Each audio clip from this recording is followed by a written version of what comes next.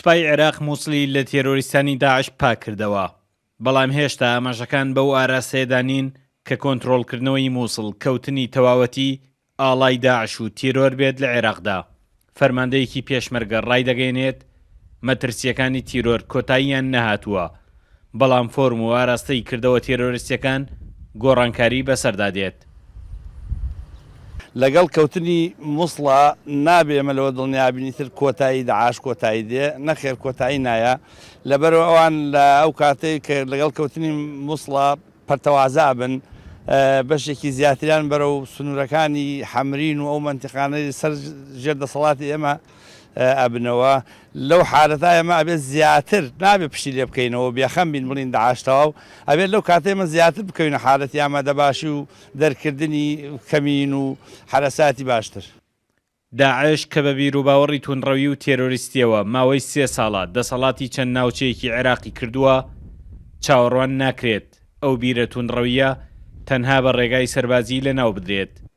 شارەزا و چاودێران دەڵێن ئێستا کاتی ئەوەیە لە عێراقدا کار بۆ بنەبەرکردنی بیری تونڕەوی و سەرهەڵنەدانەوەی بکرێت. هەوڵ بدەین فکرێکی دژە داعش دروست بکەن بۆ ئەوەی کە لە ئاینی ئیسلامە هەرگیز بیرێکی توندڕەوی دەمارگیری لێنێو کۆمەڵگای عێراقی کۆمەڵگای کوردی جێگەی نابێتەوە.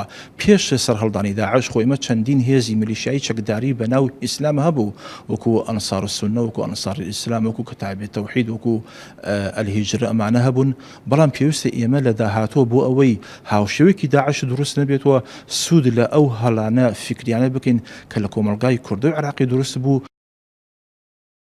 داعش لەگەڵ سەرهەڵدانیدا پەلاماری چەند ناوچەیەکی کوردستانیشیدا، بەڵام هێزەکانی پێشمەرگە توانیان بەرەو ڕوویان بنەوە و کەمتر لە 1 ساڵی پێویست بوو کە تەواوی ئەو ناوچانە لە تیرۆر پاک بکرێنەوە.